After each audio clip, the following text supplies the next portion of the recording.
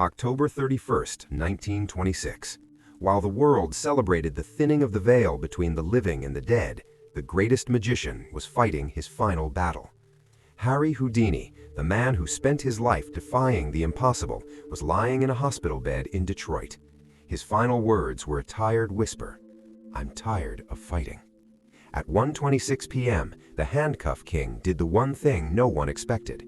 He failed to escape the grip of the Grim Reaper. But was it an accident or an assassination? He had escaped from padlocked crates in icy rivers, and straitjackets dangled from skyscrapers. He was the icon of human will.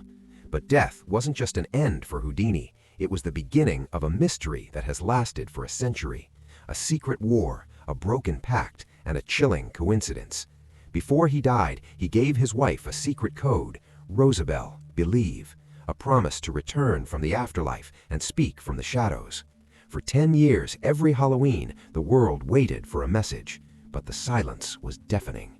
Today, we unlock the truth behind the man who died on the night he spent his life debunking. We dive deep into the shadows of 1926. We look at the enemies he made, the traps he set, and the one punch that changed everything. This is the unsolved mystery of Harry Houdini's final escape. Prepare yourself, for things are not always as they appear.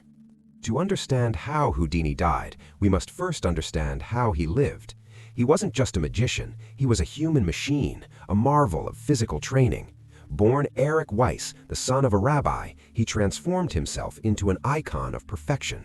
He didn't believe in magic, he believed in absolute control. He would practice holding his breath for over 4 minutes in a bathtub, pushing his lungs to the very edge of collapse day after day. He trained his toes to pick locks as skillfully as his fingers. He developed a technique to swallow and regurgitate small keys hidden deep within his throat. His escapes were legendary. The Chinese water torture cell, his most famous act, required him to be suspended upside down in a tank of water. The audience sat in agonized silence, watching the clock tick. Every second felt like an eternity. If he failed, he didn't just lose the trick, he lost his life. He once said, "My brain is the key that sets me free." But as he grew older, the escapes became more grueling, his body a map of scars.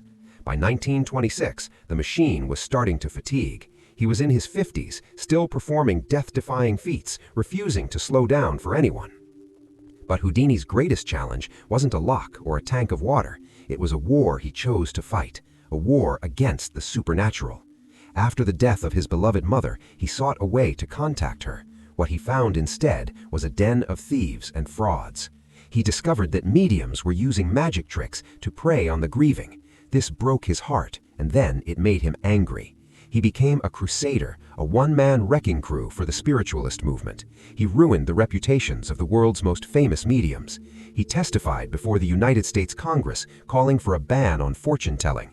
This made him the most hated man in the occult world.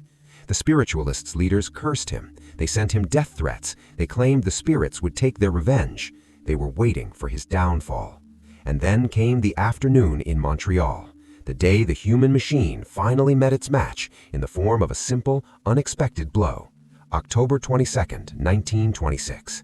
Houdini was reclining in his dressing room, exhausted but satisfied after a successful lecture at McGill University. A student named J. Gordon Whitehead entered. He asked Houdini if it was true that he could sustain any blow to the abdomen without injury. Houdini, distracted, agreed, but before he could tighten his legendary abdominal muscles, the armor that protected his organs, Whitehead struck. 4 rapid, powerful punches rained down. Houdini winced in pain, his eyes wide of shock. His appendix, already inflamed, was shattered. For a normal man, it would have been a painful bruise. For Houdini, it was a death sentence. But the showman in him refused to stop. He boarded a train to Detroit, his temperature climbing. He was sweating, vomiting, and doubled over in agony, yet he refused medical help. At the Garrick Theater in Detroit, he dragged himself onto the stage for his final performance. He was a ghost of his former self. Midway through the first act, he collapsed. The curtain fell. The man who had escaped everything was now trapped within his own failing body. He was rushed to Grace Hospital. Surgeons found his appendix had ruptured, poisoning his body with peritonitis. The end was near. But why didn't he seek help sooner? Was it just pride, or did he know that this was the vanish he couldn't undo? Some historians suggest a much darker theory. Was J. Gordon Whitehead truly a student, or was he a weapon of the spiritualists? They had every reason to want him dead. They had destroyed their livelihoods. They had mocked their faith. They were a threat to their existence. The coincidence of his death on Halloween was too perfect. To the spiritualists, it was divine retribution. To the world, it was a tragedy. But for Bess Houdini, it was the start of a decade-long vigil, the start of the final pact between a husband and a wife. Rosabelle, believe. 10 years, 10 seances, one elusive message from the other side. The mystery was only just beginning. Houdini's war on spiritualism wasn't just professional, it was personal. He felt betrayed by the concept of death. He spent his final years obsessed with it. He once said, "I am an investigator of the unknown." He built secret devices to catch mediums in the act of fraud. He was a scientist of deception. But his enemies were powerful. They had followers among the elite, including Sir Arthur Conan Doyle, who believed Houdini himself had psychic powers. Doyle told Houdini that he was a medium who didn't know his own power. Their friendship ended in a bitter public explosion of hatred. Was Whitehead's punch a calculated hit? Whitehead disappeared shortly after Houdini's death, never facing charges, leaving behind more questions than answers. Houdini had just publicly humiliated the medium Marjorie in Boston. Her followers were elite, wealthy, and furious. They saw Houdini not as a magician, but as a demon. The punches weren't just a test of strength, they were a targeted strike on a man whose body was his only shield. Was the appendix already weak, or was it a calculated execution? Houdini's decline in the hospital was unnaturally fast. Even for the era before antibiotics, his doctors were baffled by the aggressive nature of the infection. Some modern toxicologists point to the possibility of poison, a subtle toxin, perhaps arsenic, mixed into his medicine, ensuring that the handcuff king would never leave that bed. The spiritualists had predicted Houdini's death for months. They claimed the spirits were closing in on him. Was it a prophecy or a plan? Sir Arthur Conan Doyle once wrote to Houdini, "You will get your comeuppance." In the occult world, words are weapons, and Doyle's words felt like a curse. If they couldn't beat him on the stage, they would beat him in the shadows. The master of escape was finally trapped in a game he didn't even know he was playing. Houdini's funeral was the largest New York had ever seen. Thousands of magicians stood in silence, breaking their wands in a final, somber tribute. But as the soil hit the casket, the world wondered, is this the end, or is Harry preparing for the ultimate escape from the afterlife? The stage was set for the final act, not on a theater stage, but in the darkened rooms of seances across the country. The hunt for the code had begun. For 10 years, Bess Houdini lived in a state of perpetual waiting. She kept a light burning next to her portrait, every night, 365 days a year. She was the only person who knew the code. Rosabelle, believe. If a medium could say those words, the world of science would be overturned forever. Every Halloween, anniversary of his death, the final seance was held. Mediums from around the world traveled to Hollywood, hoping to claim the fame. 1936, the Knickerbocker Hotel. The roof was crowded with cameras and microphones. The world was listening. The atmosphere was thick with tension. Suddenly, a violent thunderstorm erupted. Lightning struck the building, and the wind began to howl with a sound that many described as a human scream. The medium, Arthur Ford, began to trance. His body jerked. His voice changed. The crowd leaned in, breathless. Was this the moment? But the code was never spoken.